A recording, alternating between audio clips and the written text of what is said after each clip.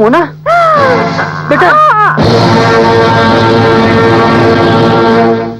જયેન્દ્રભાઈ, મોનાનો medical report તપાસ્યા બાદ ઘણા દુઃખ સાથે કહેવું પડે છે, મોનાના જીવનમાં ક્યારેય માં નહીં બની શકે. મારી મોના કદી માં નહીં બની શકે. નહીં નહીં ડોક્ટર, નહીં. જયેન્દ્રભાઈ, જયેન્દ્રભાઈ, નર્સ! સ્ત્રીનું સાચું સુખ,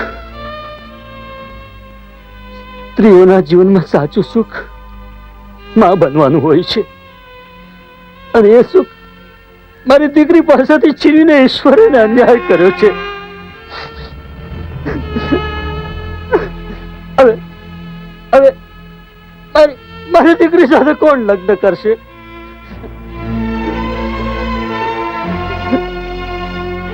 તેનું અરે મળતા પહેલા હું મારી દીકરીનો હાથ તને સોંપવા માંગુ છું. મા વિનાની તારી આરતીને માં મળી રહેશે, મારી દીકરીને તારા જેવો જીવન સાથી મળી રહેશે, અને મરણ પથારીએ છેલ્લા શ્વાસ લેતા આ લાચાર બાપના હાથમાં સદગતિ મળશે. દીકરા, દીકરા, મારી દીકરીનો હાથ.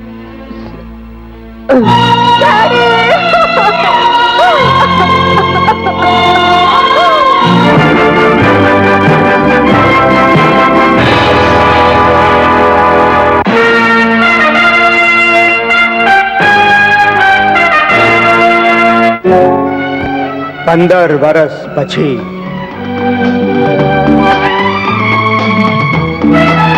અરે નહીં શિખરભાઈ, ભાઈ તમારો જે 2-3 લાખ મિલિયન ડોલરનો ઓર્ડર છે ને, એ આજે હોંગકોંગ રવાના થઈ જશે. હા, 2 દિવસમાં માલ તમને મળી જશે. હા, okay okay, bye bye. Hello, yes Jerry. હા, અરે એમને કહી દે કે એમનો માલ કોઈ પણ હિસાબે મળી જશે. હા હા, હાજી હા. Sir, yes Rita. આ કાલથી શરૂ થતા લંડન, ન્યુયોર્ક અને બેલ્જિયમના પ્રવાસની પ્લેનની ટિકિટો કાલ રાત્રિના 8ની ફ્લાઇટ છે. Thank you very much. Welcome. Madam, miss Aarti બેબીના લગ્ન માટે પૂરતી તપાસ કર્યા બાદ 1570 છોકરાઓમાંથી 3 છોકરાઓ પસંદ કરાયા છે. જો હા છે મિસ્ટર રોહિત પટેલ, 24 વર્ષનો હેન્ડસમ યુવક. ઓસ્ટ્રેલિયામાં 100 કરતા વધારે ક્લબો, હોટલો, મોટલો, રેસ્ટોરન્ટનો એકનો એક માલિક. મહિનામાં 1 દિવસ, ફક્ત 1 દિવસ પાર્ટીમાં જાય છે, બીજે નથી જતું. નેક્સ્ટ. આ છે અજય શેઠ. અમેરિકામાં એમની કમ્પ્યુટર હાર્ડવેર બનાવવાની કંપની છે. એ કંપનીમાં ઓછામાં ઓછા 7,500 માણસો કામ કરે છે, તો પણ સાંજ સુધી કામ કરે છે. નેક્સ્ટ. આ છે ન્યુયોર્ક નો મીર શાહ. આ ભાઈની શિપિંગ કંપનીઓ છે, ફિશિંગ કંપનીઓ છે, પોતાની માલિકીના વિમાન છે, લગ્ન પણ વિમાનમાં કરવા છે, જાન પણ વિમાનમાં આવવાની છે, સુવાવડ પણ વિમાનમાં. Shut up you fool. I am very sorry, but he is very good man, very good boy. Aarti સાથે જોડી જામશે. અરે હેલો. ઓ આરતી, હમણાં જ તને યાદ કરતી હતી. Where are you, baby? અરે ક્યાં છે તું? મેડમ ગયા.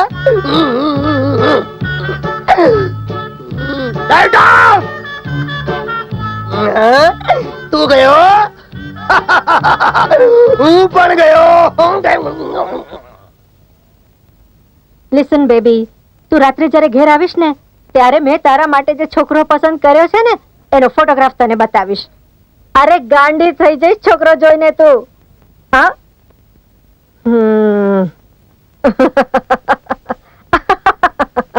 Come on. હા ડાર્લિંગ. અરે હોતું હશે. અરે લગ્ન માટે હવે તું યોગ્ય ઉંમરની થઈ ગઈ છે. But you just don't worry. Okay, તારા લગ્નની બધી ચિંતા મારા ઉપર છોડી દે. તું જલ્દી ઘરે આવ ને, બસ પછી શાંતિથી નિરાતે બેસીને વાતો કરીશું. Okay, bye by. ડાર્લિંગ, કોના લગ્નની વાત ચાલે છે? આરતીના લગ્નની. આરતીના?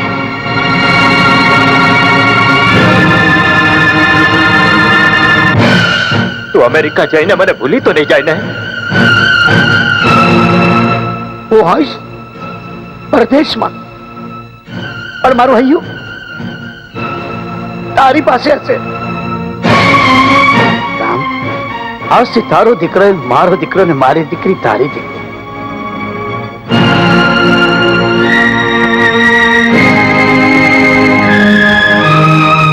તું પણ બહુ મીઠું કર.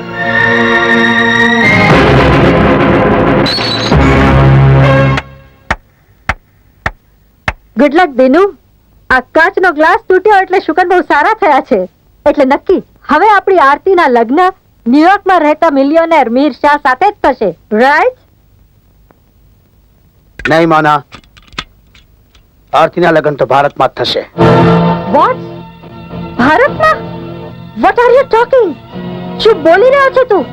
હા મોના, સૌરાષ્ટ્ર મારા ગામ જામ ખંભાળિયામાં 15 વર્ષ પહેલા મેં મારા દોસ્ત રામને વચન આપ્યું હતું કે મારી દીકરી આરતીના લગ્ન થશે તો તારા દીકરા મોહન સાથે જ. દિનુ, તારું મગજ ઠેકાણે છે કે નહીં? તું શું બોલી રહ્યો છે? તને એનું ભાન છે? હા, ભાન છે તને?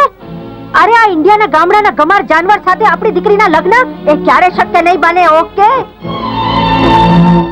મોના, તું એ ભૂલી જાય છે કે તે પણ એ દેશના એક જાનવર એક ગામડાના કમાર સાથે લગ્ન કર્યા. And can I ask you one question, કે શું તારા બાપુજી પણ એ દેશના જાનવર હતા? દિનુ, નહીં મોના, મારા દેશના સીધા સાદા ભલા ભોળા માનવીઓને જાનવર કહેતા પહેલા તું તારી જાતને અરીસા સામે ઊભી રાખીને જોતો ખરી કે તું પણ એક દેશની માટીમાંથી ઘડાયેલી છે. મારા દેશના માયાળુ માનવી એવા છે કે પરદેશની ભૂમિ પરથી માણસ આપણા દેશમાં જાય છે ને ત્યારે એના રંગમાં રંગાઈ જાય છે. Mona, Dinu, have you gone crazy? ભલે મેં આરતીને જન્મ નથી આપ્યો, પણ એને સગી દીકરી કરતા વધુ પ્રેમથી ઉછેરી છે. એના લગ્ન ત્યાં જ થશે જ્યાં હું ઈચ્છીશ. ઓકે? નહીં મોના, આરતીના લગ્ન માટે તો મેં મારા દોસ્તને ગામમાં વચન આપ્યું છે. વચન? કયું વચન? કેવું વચન? અરે ભારતમાં તો વચન વેચાય છે, માણસ વેચાય છે. અરે દુનિયામાં એવી કઈ તાકાત છે જે પૈસાથી ખરીદી ન શકાય? અરે પૈસાથી તો વચન પાછું પણ ખેંચી શકાય છે. પૈસા ફેંકીને વચન પાછું ખેંચી લેવાની વાત કરનારી મોના ભારતીય હોવા છતાં ભારતની સંસ્કૃતિ વિશે કાંઈ જ જાણતી નથી. તને કદાચ ખબર નહીં હોય મોના કે વચન માટે ભારતની ભૂમિ પર હૈયે હૈયે હજુ પણ એક જ વાત કહેવાય છે કે રઘુકુલ રીત સદા ચલી આવી, પ્રાણ જાય પર વચન ન જાય. અને એ પરંપરા આજે પણ એ દેશમાં અડીખમ ઊભી રહી છે. એવી તો કેટલીય પરંપરાઓ પૈસા સામે રાખ થઈને ઉડી ગઈ. દિનો, અહીંયા તો આ યુગમાં તો પૈસો પૂજાય છે, પરમેશ્વરની કોઈ જ કિંમત નથી. અને એક ગામડાના ગમારની ઓકાત કેટલી છે? 1 લાખ, 2 લાખ, 5 લાખ, ત્યારે 10 લાખ. બસ, બહુ થયું મોના, હવે એક પણ શબ્દ આગળ બોલી છે તો. દિનુ, દિનુ, મારી વાત સમજવાનો પ્રયત્ન કર. આરતી માત્ર તારી દીકરી જ નથી, મારી દીકરી પણ છે.